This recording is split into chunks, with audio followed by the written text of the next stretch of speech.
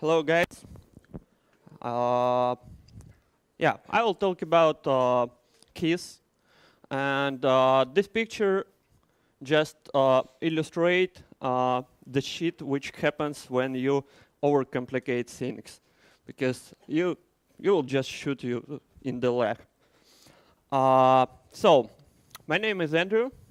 I am working in company Aegis as a technical director. This is my profiles in the social networks. Add me, ask me questions, post the pictures with drunk me, and so on.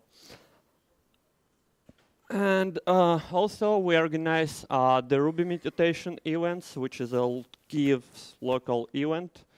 It's not big as RubyC, for example, but our mission to provide the events where Ruby developers can share their experience and we can grow together. So if you're interested in talking, you have a problem and you have a resolution and you want to share this resolution to other people and developers, you are welcome. Also, we are looking for sponsors. So if you're interested, come to me after the talk. And I want to start with some words. Do you know what this? This is White Russian on the white background. Do you know what is this? It's karaoke. And do you know this guy? This is a guy who bring me to this shitty karaoke yesterday. And I feel like shit. And my English skills are very hardcore. So maybe my presentation will be shit too. But I love you guys. Thank you very much for yesterday's karaoke. Seriously, thank you guys. And let's talk about complexity. What is complexity in the real life? And I just have some observing what leads to complexity in the real life. For example, this type of complexity is about because of growing infrastructure. When your things grows and got bigger, you should also add complexity. You add complexity because it's required. Also, this type of complexity, yeah, it's actually the picture from my office. Really, not from the window of my office. And these guys try to, yeah, it's not my office, but these guys tries to do some things, and this is also the complexity because of absence of proper tools, or maybe not absence, but not knows about these tools. And this type of complexity, just because some people are just dumb or stupid, so on. So yeah, the observation of the real life allows me to understand which leads to complexity in the software. And let's talk about Ruby. My favorite example, metaprogramming. Everyone loves metaprogramming? Don't do metaprogramming, ever. If you definitely need it, you can do, but don't do it. I will show you some examples from the real life. For example, this is a method which calls the service objects calls something updater from the user input. And then it's called and so on and so on. Don't do this in the real life, because at least it's not safe and it leads to some security holes. And the second one, that no one understands which type of data you use. Seriously, every time you write the code, you should understand that you are focused on the one line or two lines. And if you are thinking that everything will be very transparent because like 100 lines before you defined some shit, and everyone will understand what you are doing. No, even you will not understand what you are doing like in one day. Don't do it. You can just do something like this, and everyone, another your colleagues and you will understand what will be called, and something like this approach. It's safe for user input, and you validate your parameters, and you can use it this way. Another example. Do you have an idea what's going on here in this code? Define some methods for every section. Something like this. Does this help? Help? Sections? Sections? What is going on here? I have no idea too. Yeah, but this is a real life project, and you can do something like this. You don't need metaprogramming. You don't need to avoid the type the same code like twice, thrice, and so on, because it's very obvious code, and your colleagues will be very happy with that because they will understand what's going on, and then you can add some logic before or after this code, and it will not overcomplicate it, and you will not be pushed to add some extra logic conditions and so on in your metaprogrammings. But the girl who write this code, she's very pretty nice girl, and she is professional, but she said that but where I can use my crazy metaprogramming skills? Don't use it. Just don't use it, really. It's evil. But with this approach, we have a bigger amount of code, and you go to organization of this code. And the other bad example of how to overcomplicate things, it's active support concern.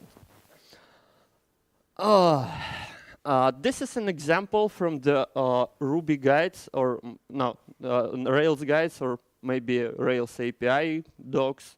This is I just copy and paste it and don't touch. Who share the thinking of Rails developers that this is very simple, and this will lead to more organized code? No, really. Think about this. You have one model which someone defined. You have another model, and you include this first model in the other model, and then you are going to third class, and you include all these models, and it leads to something like this.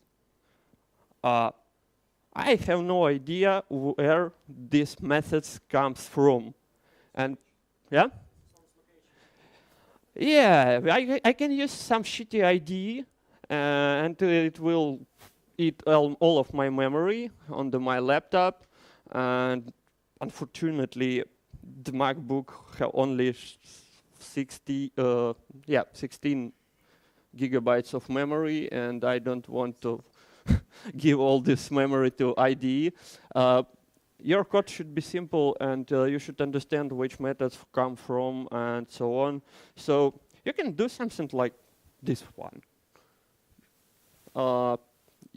You can mention that this is just plain old Ruby object. You don't inherit from something. You don't use some library or so on. This is just a class. But this way is also more obvious than including some stuff and including another stuff and you got lost. It's simple. Another one example, it's of overusing active support concern. It's shit like this. You want to authenticate or authorize your users, and you make a model with this authentication or authorization and so on, and then include it in controller. Guys, do you know that maybe it's a big secret, but I disclose it. Ruby has an inheritance. Really. Think about this. It's just simple inheritance. You just create the basic controller for the stuff which should be authorized before, and you inherit from it. That's all. It's simple. It's Ruby. By the way, hello callbacks. Who like callbacks? Oh, okay. That's good. Because callbacks is also very bad. Because you have a lot of callbacks and it somehow, for example, retrieves your data and so on and so on. And then when you go to the method update, for example, you think, what the fuck is going on here? Really? What is user here? Where it's can be, how it's built, and so on. You can just make something like this. You can just create another one method, which creates one of the methods can create build your user, and you can make a method called notified admin and just call it after your code. You don't need callbacks for that. And it will be obvious because you see the flow of your how your program works instead of some callback or sorry. Yeah. So and another good one example of the complexity is the shiny new Rails feature introduced in Rails 5. Active record suppress. For example, you have a callback in the model which sends an email with some welcome words and so on, and you do something like this. Really, David Heinemeier Hansen thinks that it's a very good way to avoid the callbacks called. And what the fuck is going on? I use some user suppress, or if you are using another model in the model user, you should call this model suppress and so on. And it's not a good code, really. You can just create two plain Ruby methods without any callbacks, without all this shit. You can just call the method create itself, and if you want to notify, you notify user. If you don't want to notify, you don't notify. You don't need this kind of magic of Rails, and it looks obvious, and in the controller you understand what's going on because you have a method named create and notify. Obvious.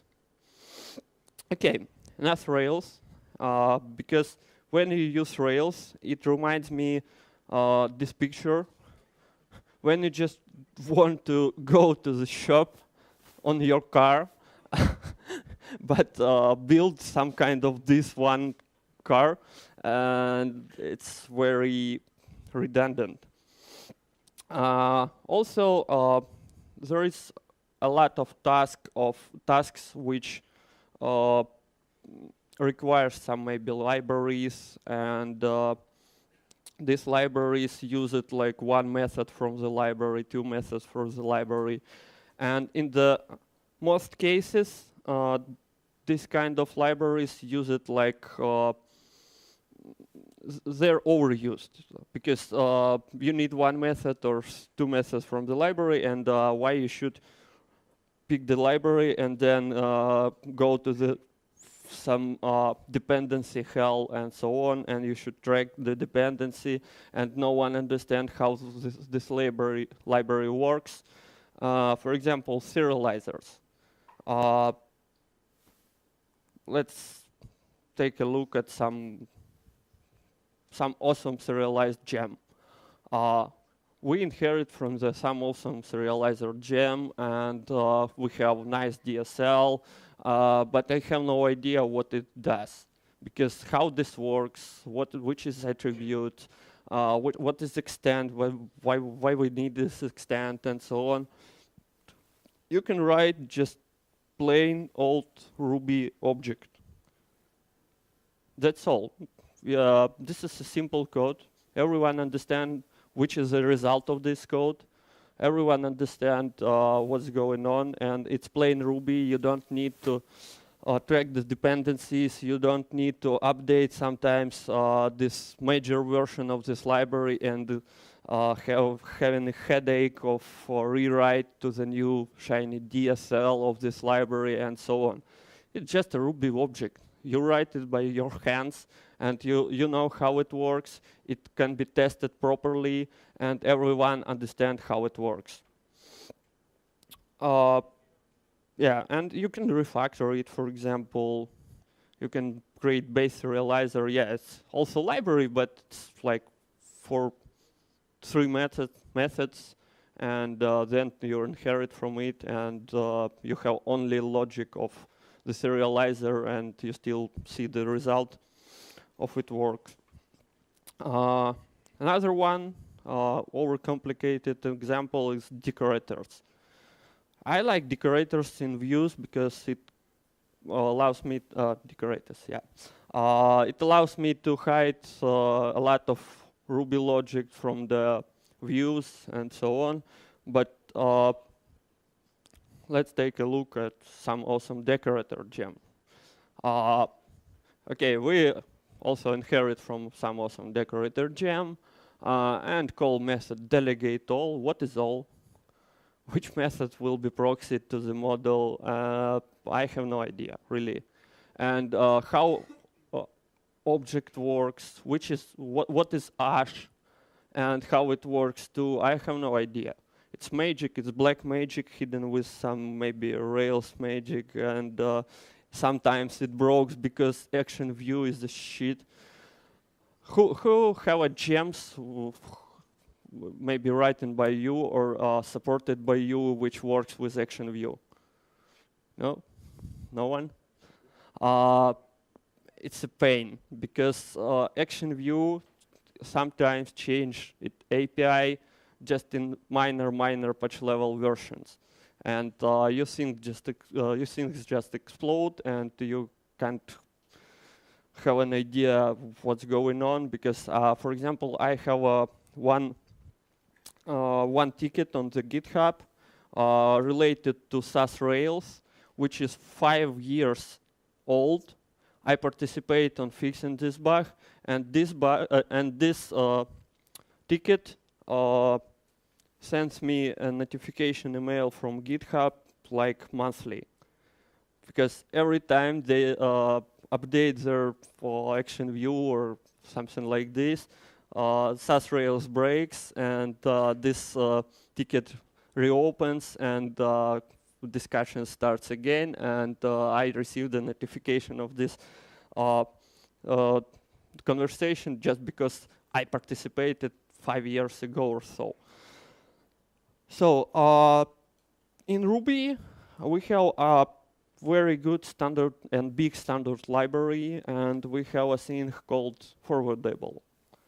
And it has just one method, two methods, dev delegator and dev delegators, which allows you to delegate the method to another object.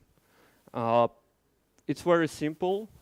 It's in standard library. It's well tested, and it doesn't change like 7 years or so. And you just extend forwardable. Maybe you can add some syntax sugar for delegation, and stays almost plain old Ruby object. You initialize this decorator. You assign your model, and you include, for example, if you use Rails or if you use Sinatra, you can include some helpers. Yeah, it's kind of magic, but it works. This is how Rails works, and so on. And everyone understands what's going on, and everyone can go to this code and see our very big source file, like 10 lines of code. You can test it too, and you just inherit from post decorator. From decorator creates, for example, post decorator. You explicitly define which method should be delegated to this decorator, and it's all. No magic. You don't need a big gem like Draper. I like Draper, but it's no one use all the features of Draper, for example. Another example, state machines. Some time ago, I write the gem with my own implementation of the state machine or workflow, and there are like 20 gems which implement the state machines with some kind of callbacks, transitions, and so on and so on, and no one use. Maybe someone use all these features, but in the most cases, it looks like this one. For example, you have a post, you need some states, and you need to make sure that you can switch from draft or hived without publishing. You use the black box DSL, which have state method, event method, transitions, and so on. But you need something like this in this case. You just create the hash, the Ruby hash, with the states, and you write the 3-line method, call it fire, and it just assigns states and make sure that everything is okay. You can expand it and, for example, add the exception handler or something like this, but it will take like 20 lines of code. Your code without any library, without callbacks and so on, because as I've demonstrated before, you don't need callbacks, you don't need this callback hell, and you don't use all these features of big, complicated state machine gems. So, okay, let's go to, for example, authorization frameworks. Yeah, we can just create, and you don't need some can or something like this. If you use just can in can.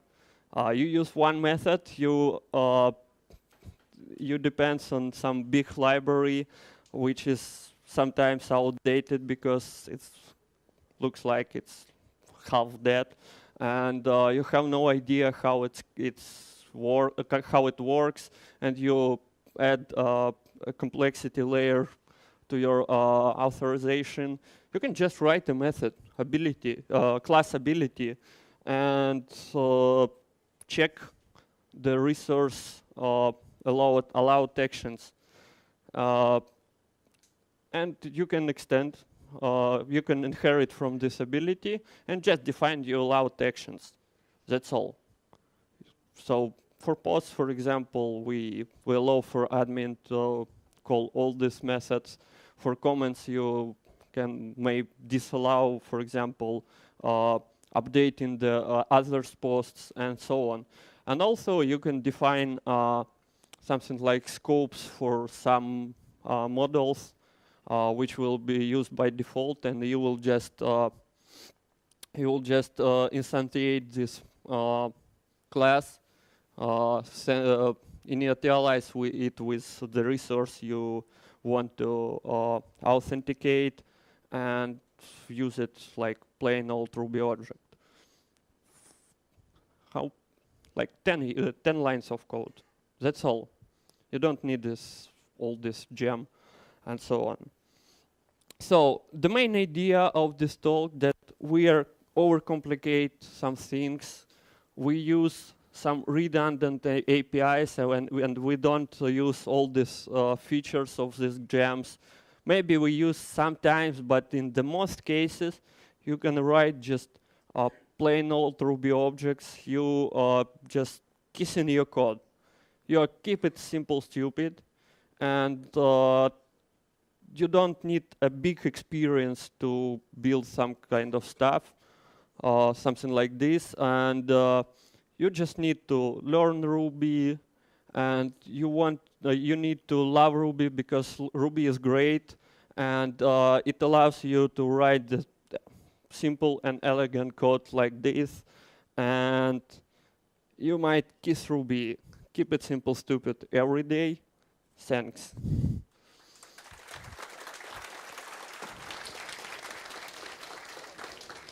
Questions?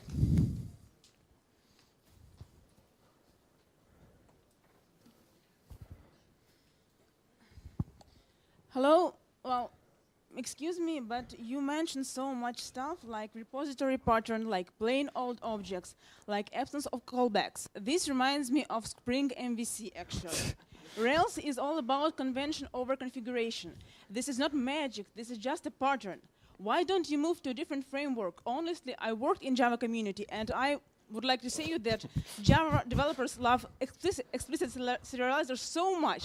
Why don't you just switch the language? Why are you, well... It's kind of trolling. Because I love Ruby. I love Ruby, and sometimes you got in the situation when you start with, for example, minimum valuable product, and you build it obviously with Rails because it just works and allows you to quickly demonstrate your ideas, and then things growing, and so on. So sometimes you just need Rails, and I don't think that this is a bad idea to move Java patterns or maybe some other enterprise patterns to Rails, just because these patterns was created by people which is smarter than me, for example. And it was tested like 10 years, 20 years, and it works. And it's good practices, and we don't build just simple stuff like blog in 15 minutes. We sometimes write an enterprise software on Rails and so on.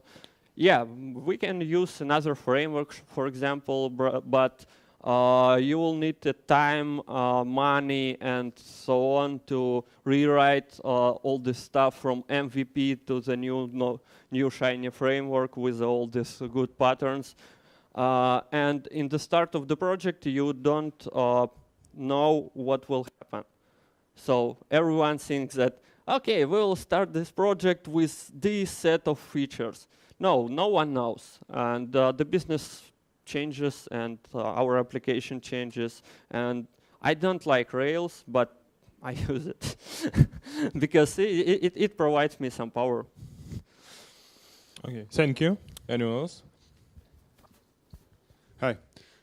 First of all, the picture you used, it's when I was 16 years old.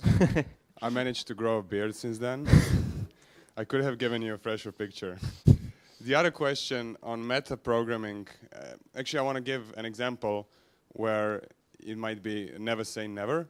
So in our code base, we have service objects. And we added a little bit of metaprogramming on the base class that all public methods get wrapped into intersection. So it has, in hundreds and hundreds of places, it has simplified code. And as a bonus, by default, you get the safe behavior. So what do you think about that? Sometimes, if the benefit is really large, like a lot of places are improved by one piece of metaprogramming, it might be a good use. Yeah, I see.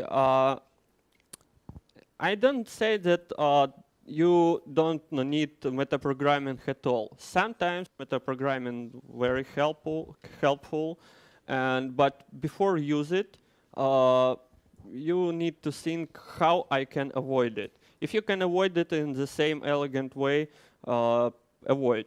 If you can't avoid and it will give you a profit, it's okay. So it's evil, but sometimes it's necessary evil. Yeah, that's all. I'm sorry, I have a question. Not a small question, but maybe just a note. Have you ever tried the RSpec? RSpec? Yeah. Yeah. Yeah, I know that it built with kind of tons of metaprogramming matrix. The huge point in the metaprogramming is you can't do anything like that if you don't use it. If you take any programming language which not provide the metaprogramming, you don't have any of that handy stuff. You can't just say, oh, we just won't use metaprogramming because it's evil. When you can do that and you shouldn't do that, it's two pretty different ways. And one small note from me, just if you ask, because I'm not sure that I understand you just clearly. Some of you, maybe a big ton of your examples with refactoring, have you tried it? Yeah. I really write this code, and it's examples from real projects. And this is not a call to create your own bicycles or reinvent the bicycles.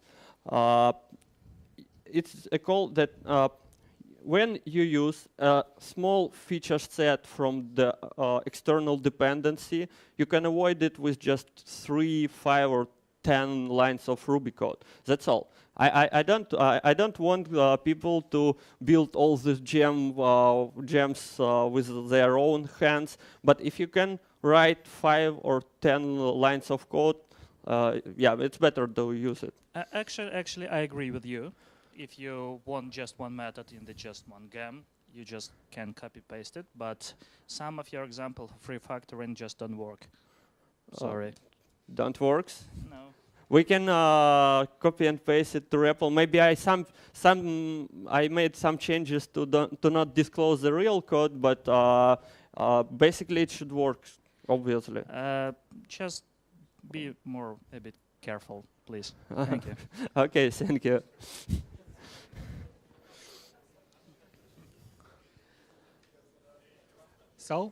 And I want to share a very sad story. Some of people here sorry guys, one last question and we go to the lunch, but okay, you continue. We are working with legacy application. Sorry, coffee break.